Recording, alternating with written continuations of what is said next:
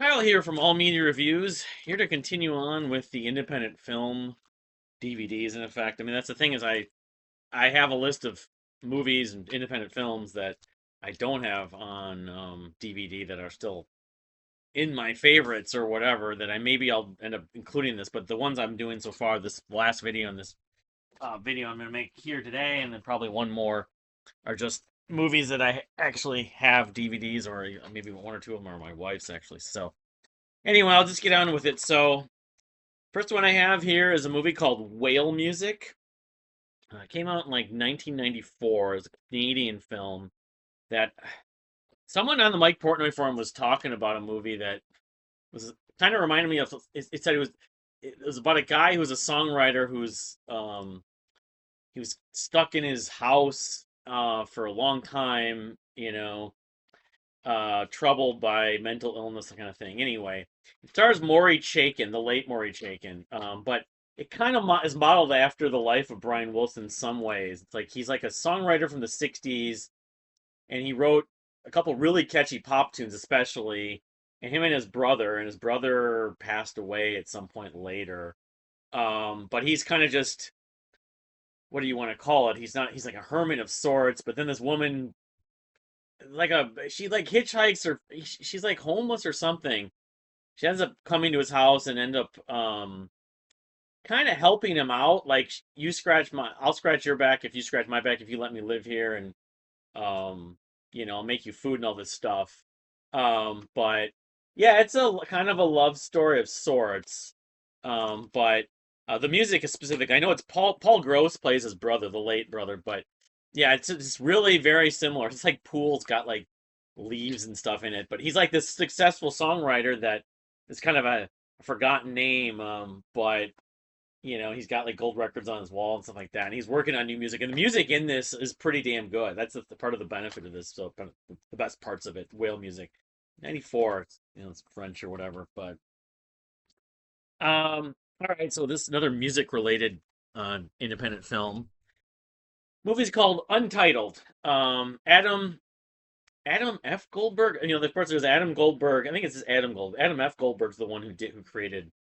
Was actually involved in, I think, the next movie I'm going to show, but who created the Goldbergs. And but Adam Goldberg, who did many movies. I know him best for probably, I always think of him at least for Dazed and Confused, but he's a musician. I wouldn't even call him like a songwriter. He's like an avant-garde musician, and he like samples like leather and like friction on leather. And um I bought this. I liked it. I think I saw a screening in the theater, but I have to admit that the plot itself kind of like lends. I mean, he's very kind of eccentric, and that's like, I'm a misunderstood artist, that kind of thing. And it goes beyond music. You could say this is like whale music being kind of modeled somewhat after Brian Wilson. This could be sort of modeled after like someone like John Zorn, or but yeah, it's sort of a black comedy, because it is largely comedic. It's absurd, like, his interest, the kinds of music or sounds he's trying to create. It's like, well, you don't understand me. But I forget who also it stars. Marley Shelton. I'm thinking of Marley Maitland, but it's an independent film. He was the only really well-known name. Um, Produced by Daniel L. Snyder. Yeah, I mean, music by David Lang. It's very much of a kind of underground thing, but um, directed in photography. I'm trying to like find out who like was behind it.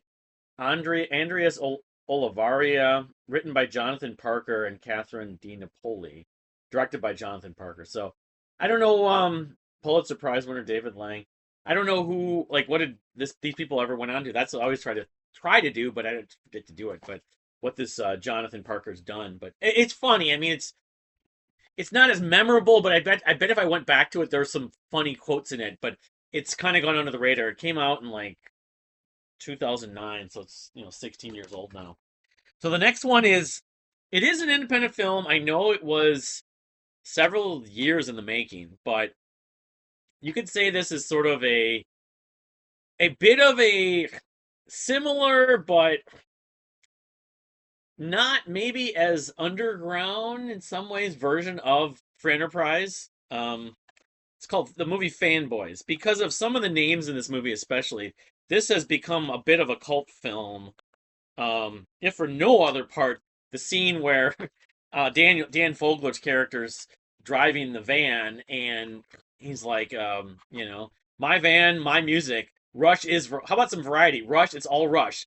What about something else? Rush is variety. Um, it's a story about a bunch of friends who love Star Wars, of course, like worship Star Wars. Dan Fogler, Jay Baruchel, of course, known for Undeclared, and he was on that lawyer show with Don Johnson, and he's done others. He was on in a lot of the Apatow movies. This is it within the Apatow family, but it's a little more. I don't know. Sam Huntington, Kristen Bell, of course, and she does wear the Princess Leia bikini. Although, if I'm not mistaken, one of the disappointments was there wasn't really a lot of her wearing it. Um, Shatner makes a cameo, of course.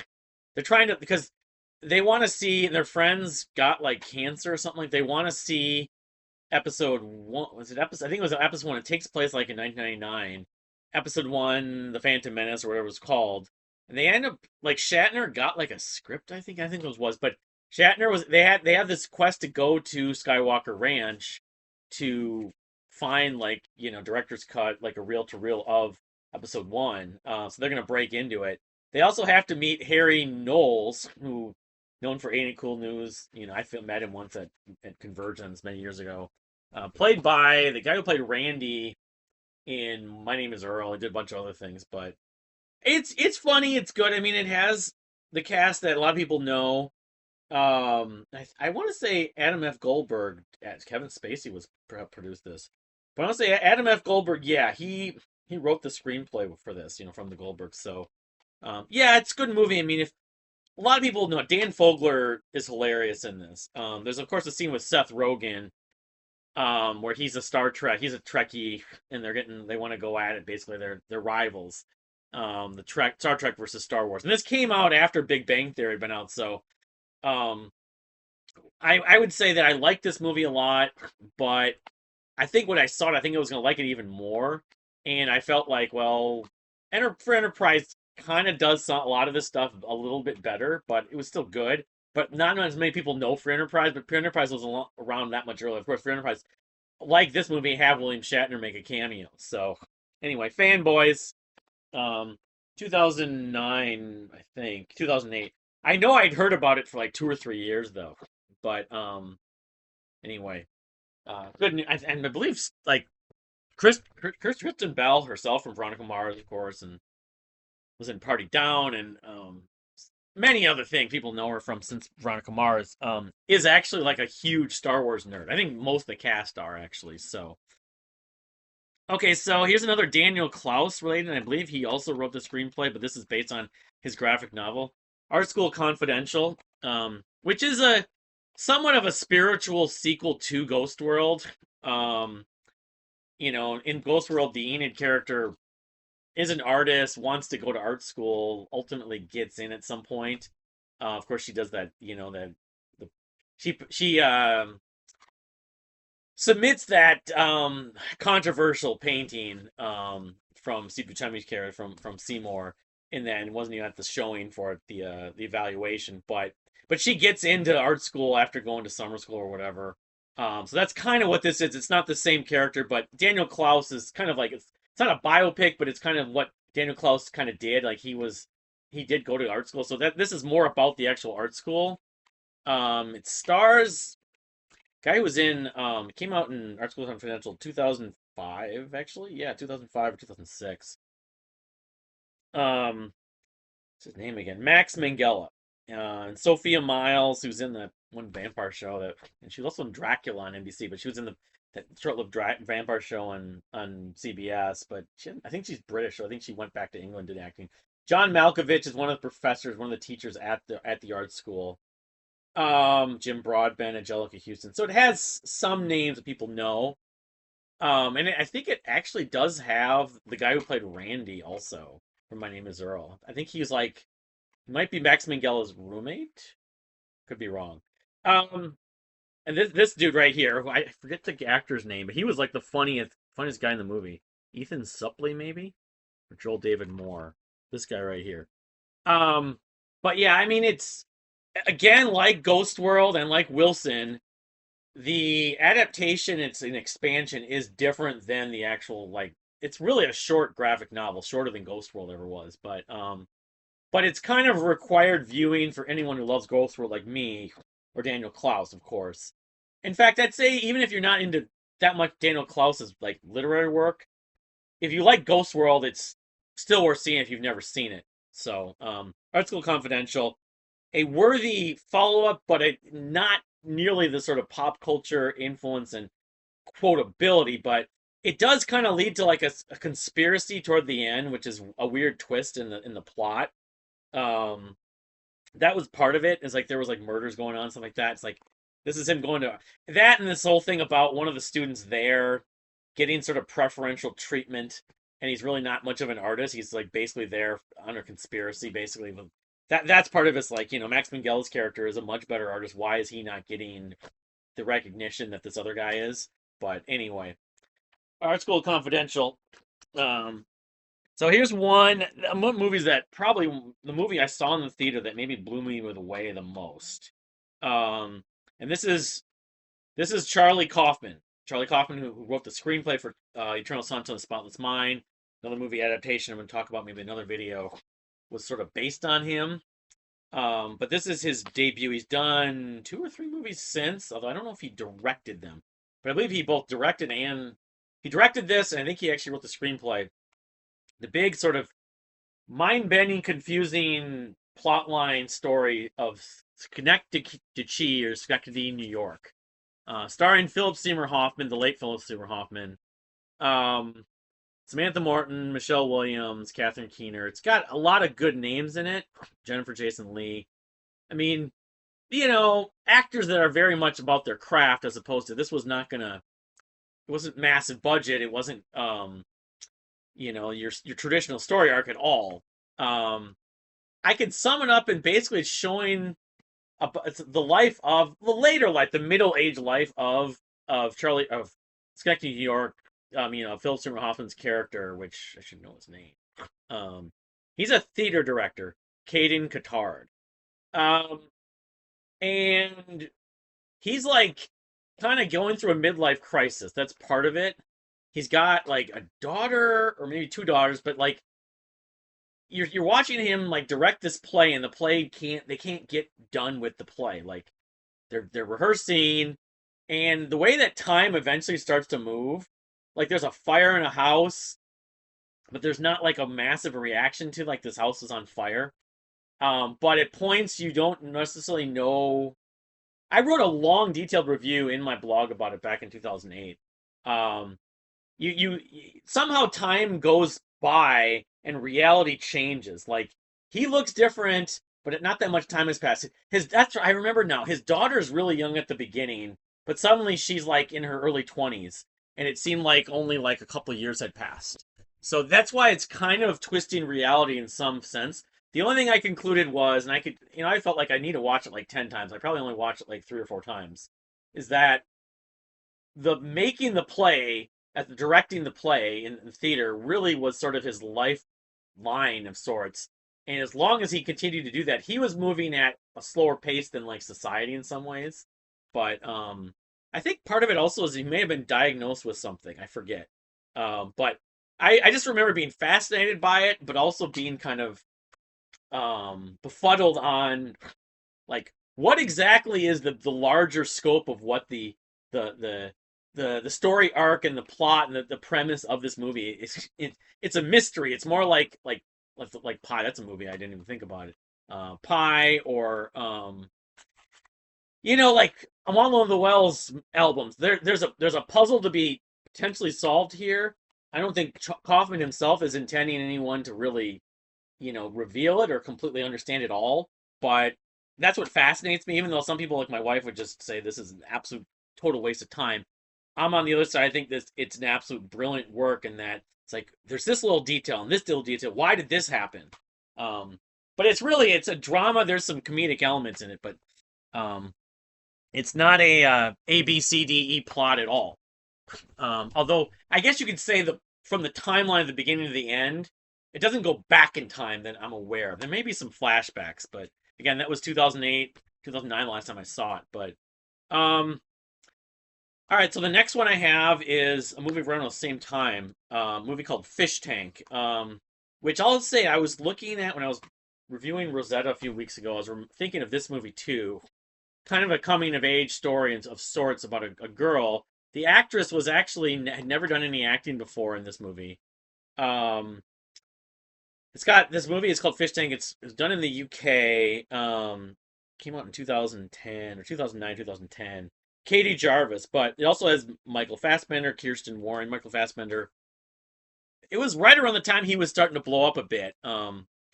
But the actress herself in real life has she's done other work. There's a short film on Vimeo that I watched a few weeks ago, right around the time. I'll say this that she's not had the most like high like wonderful post fish tank career per se, even like off set, but I think she was very effective in this. It's a girl that kind of her and her mother are at odds, but even though her mother starts dating Michael Fassbender, she bonds with Michael Fassbender, but she's kind of outspoken, but I at heart I really feel like I root for her. Um, yeah, it's kind of a coming of age story of a little bit like Rosetta in that her family life is definitely a struggle. Like, she's a teenage kid that's trying to figure out what like her social circle, she's got yeah. She's not crazy about her mother's boyfriend at first, but then she bonds with him over music and some other things. I think it was California Dreaming by Mamas and Papas. I think that was it. But anyway, Andrea Arnold. I need to look into more of her work, but there's more work from Katie Jarvis that besides that short film that I caught, but I've mixed feelings about her given what I read some stuff about her on Wikipedia. But anyway, regardless of that, Fish Tank is a great movie. It's one of my favorite movies from that year of 2010 or 2009. Um, I think it won a bunch of awards. So, all right, so here's one of my favorites. I absolutely adore this movie. Movie called Never Been Thawed. And this stars. It's definitely it's a mockumentary about. I mean, there's different aspects to it, but the front premise is a bunch of a bunch of nerds that collect frozen meals, frozen dinners, frozen entrees that you put in your freezer. Which is just absurd, of course. They go to like a frozen food convention, all this stuff. Um, this is Sean Anders, who later did Sex Drive, was another movie, and he did some others. His sister Andrea Anders has done both TV and maybe some movies, but there's a million like little subtle jokes in this. Even though the budget was limited, they filmed it in Arizona. I mean, it looks like a very like a movie. I don't know if it was single camera mostly, but it's just I should read the description. I mean, that'd be better than wickedly funny and deliciously subversive. Sean has been collecting frozen dinners since he was 12. Today he works part time as a dental hygienist to cover the cost of operating 14 full size freezers in one bedroom. Yeah, he's got these. There's some clips on YouTube, but a lot of this movie isn't anywhere online. I don't know if it's even available to stream anywhere. Sadly, I haven't checked it. It was like 10 years ago, but oh my god, this is like the Spinal Tap, like a modern day Spinal Tap. Like it was highly influenced by Spinal Tap, but um, the slapstick, the little like jokes about like nerds collecting entrees. There's like the Babe Ruth of the Mickey Mantle is the Duchamp, and uh, just like the some of the sort of stereotypes they use in it. He has a band called the Christers. Um, he's playing like a guitar that's a cross, and it's like mocking Christian music. You can see as you can see in the cover.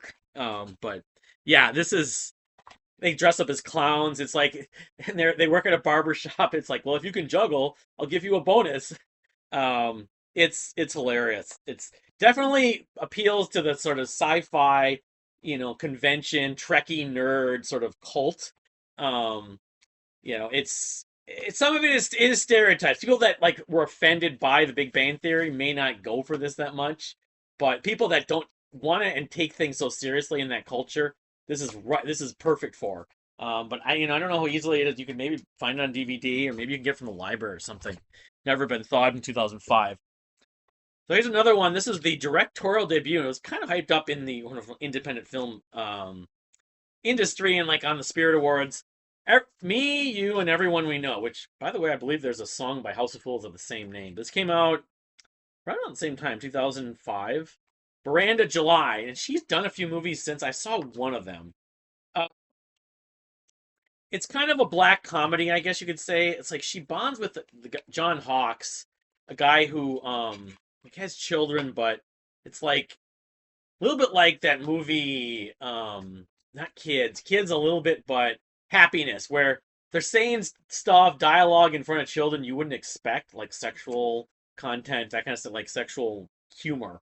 Um, but it's kind of poking fun at how serious some things get with society and like her circle. Like, it's like, well, why aren't you married? Because I don't necessarily need to be. It's like the stereotyping expectations of society, that archetype. You have to get married, have kids, have a college education, college whatever, and do all this because it's what's expected of you, and it's not really.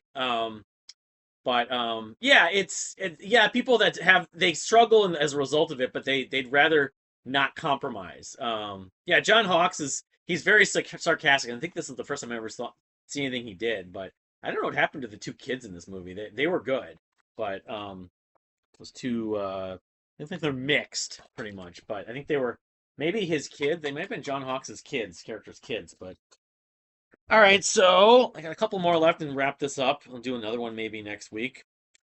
First, no, Guy Pearce. Guy Pearce is an actor which I every time I see him in things I like. Like he was in Mayor of Easttown. He's pretty good in that. He was in that remake of The Time Machine.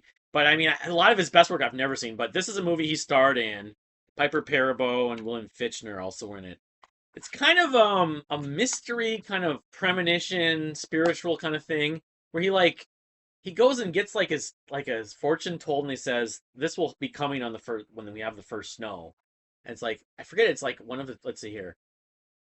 It also has J.K. Simmons, who's character actor who's been in like 85 movies. A lot of independent, of course. Starring this intriguing thrill about a man whose life spins out of control after a psychic tells him his days are numbered. Yeah, it's sort of like a fate thing after his car breaks down in a desolate town. So he's trying to avoid dying. I mean, it's a little bit like Deep Impact, not Deep Impact. The movie series Fate, that where people are basically know they're gonna die, but it keeps you on edge. It's definitely not it's not the plot moves well. I remember really liking this. I was surprised nobody talked about it, and then I've only seen it like once since, but came out again 2007 around that time. But anyway, what's the name of that movie series they were talking about? Anyway, all right, so here's another one around that same time. I was seeing tons of movies in the mid to late 2000s, especially the independent film. I was just eating them up. Exit Through the Gift Shop. This is a sort of mockumentary. Like it's about this guy who is like into street art, and he loves Banksy, who I really hadn't heard of Banksy up until that point. DVD. But Banksy became one of the most famous street art performers, street art artists per se, and never really was charged or whatever that I'm aware of with any criminal charges for it. But I think he might have been in England, either England or New York.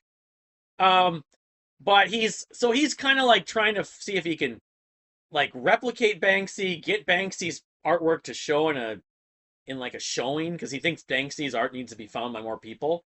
But what he ends up doing is doing his own art in the process. He calls it something like Mr. Brainwash. Um, and again, when I first watched this, the guy's name is Thierry Terry Gutta Guetta. Um, I thought it was a documentary, but it's really more of a manipulated, kind of like the way they did with Fist, King of Kong, and it's footage that was shot at points, but it looks like a documentary, but it really is sort of a manipulated footage story. I mean, it is acting of a sort, but not of a traditional style of a film. So it's like half documentary, half you know, mockumentary.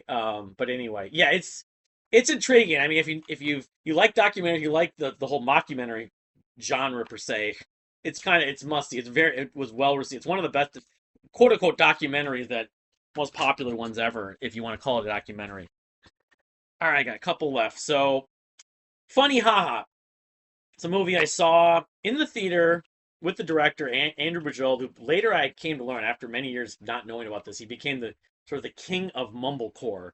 Then I would catch it often on IFC. I saw this movie 6, 7, 8 times, and I just bought it. A lot of people didn't like it, thinks it was boring, but um, it's another kind of coming of age story about a woman who different things. For one thing, she comes home from like college or whatever, and she wants to get a job, and then she ends up getting a job with one of her friends she knew, and she kind of likes him, but then he's like dating someone else, but then it turns out he gets married and stuff, so it doesn't, I mean, it's kind of spoiling the plot to some degree. um I mean, yeah, it's sort of a someone who's caught. I could definitely relate because I saw this when I was in my mid 20s. Someone who was just not sure what they want to do with their life. Like the actress, I really liked her performance, Kate Dolenmeyer. I don't know what she did after. I think I saw one movie with her after this. I always want to see more of her work, but uh, she's very kind of sympathetic. Where even though she doesn't really break down too much, but it's like she's funny, she's cute, she's kind of tomboyish. You know, one of her friends, Andrew Bajolski's in it, the director, and she befriends him, and he, I think, likes her, but she doesn't really see him that way. But they're just hanging out, like um he ends up dropping beers off of a side. They're like talked about, like why this has to go this way, and it's kind of a not a like a love triangle, but um, you find out that really what was best for her was to kind of figure out herself as opposed to find romance. I mean, it is a romantic comedy of sorts, but it's very subtle, and because it's quote unquote mumblecore. The plot doesn't have your traditional linear plot. It's like boy meets girl. They're good friends, and then they hook up, and then yeah, that's a dumb plot. But anyway, yeah, funny, haha. I've seen people that love it like myself, and people that really love Mitchell. That's Andrew Bajolski. Yeah, I know that this guy Dave kind of liked her too. It was sort of like, yeah, I guess you could say largely it's about her romantic escapades to some degree with these guys. But at the same time, it's like, is this really what's she wants to figure out what's best for her? So that's why it's sort of coming of age. But all right, and to wrap this one up, another favorite for a long time. I've referenced it several different times. Another Vincent Gallo, who, like I said, for a short window of time, like with Palookaville and then Brown Bunny, was kind of getting popular, getting recognized in this may be his best known work, Buffalo '66. I know, I mean, Brown Bunny maybe got more controversy. It did get more controversy, but it has Christina Ricci and a few other people, Jan Michael Vincent, Ben Gazzara, the late Ben Gazzara, Rosanna Arquette. The story is he gets out of prison, and he like ended up going to prison because he was threatening. I think he was threatening the kicker from the Buffalo Bills, who missed the field goal in the Super Bowl that would have they won the Super Bowl. And the Buffalo Bills never won the Super Bowl, of course. That's where the title came from. He meets Christina Ricci's character. I can't remember where it was now. But he meets her, and then she comes back home with him. Oh, I remember now. Because he gets out of jail and he needs to go back to his parents, he needs to like have her. He meets her like on the street, or maybe I don't know if the bowling. It wasn't when he went to the bowling alley, but she has to basically be his girlfriend, not his real girlfriend, but they have to kind of portray it. But he wants to be all serious, and she's like joking. He gets pissed off at her. It's funny. Um, he goes bowling, of course. He like had this lane that he was like this ace bowler, and it uses the music of course, King Crimson, Moonchild. Christina Ricci tap dances to Moonchild, and then Heart of the Sunrise in the climax. Because he wants to go get revenge, but I won't spoil what happens at the end. But and it uses the Sweetness by Yes off the, I think it was the second, maybe it was the first album. The Peter Banks and Tony K. Yes, the early Yes.